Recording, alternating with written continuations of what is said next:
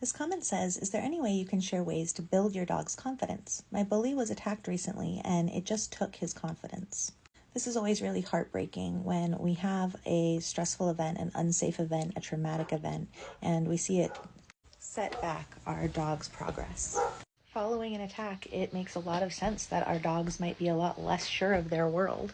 And it's normal to see an increase in anxiety. The first thing to remember is that it takes up to 72 hours for toxic stress hormones to come back down to a baseline after a survival response. In the days following a stress event like this, whether it's an attack by off-leash dogs, a bite, a dog fight within the house, whatever the case may be, we want to take a 3-day stress vacation minimum. This can be an appropriate time to use event medication if your dog has been prescribed event medication. This is also a good time to increase our management and avoid triggers. This is not the time for training. Those 3 days are just a guideline. We want to wait until the dog and the human are both feeling good enough to begin working again. And by working, I really just mean living. So in this case, it might be going on a walk. And like anything else, we want to break down the criteria so everyone is in the green zone. So we might not just go back to a full-fledged walk. We might want to start with just opening the front door and sitting in the doorway and watching for a bit.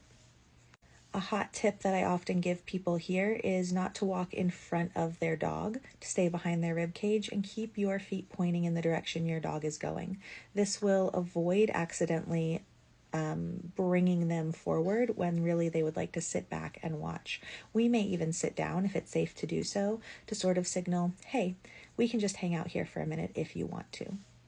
After our dogs have suffered a potentially traumatic event, having a safe person and a safe place are key.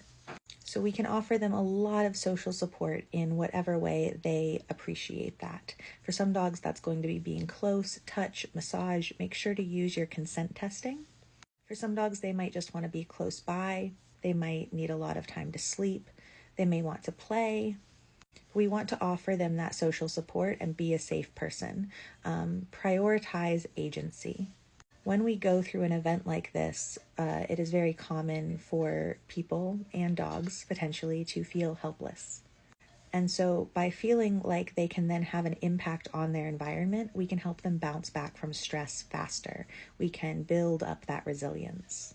So this means increasing our communication with each other, really paying attention to what they're saying and looking for those opportunities.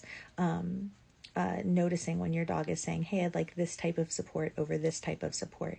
Yes, I'd like to be petted. No, I'd like to not be petted. I would like to go this way instead of this way. I'd like to play with this toy over this toy. So choice is another way to increase agency.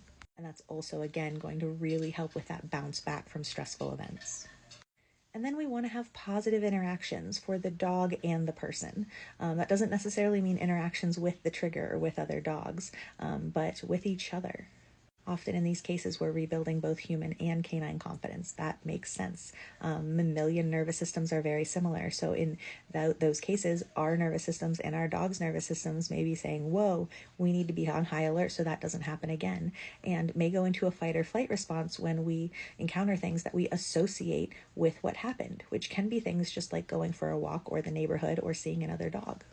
This is why using aversives is a really tricky game, because your dog will associate whatever they're going to associate with that aversive thing, whether that's a shock collar or being attacked by another dog.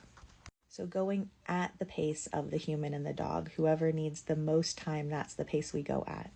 Take things nice and slow. There is no rush to get back to the walks you were taking or the training setups you were doing before the attack. The slower we go, the faster we will recover.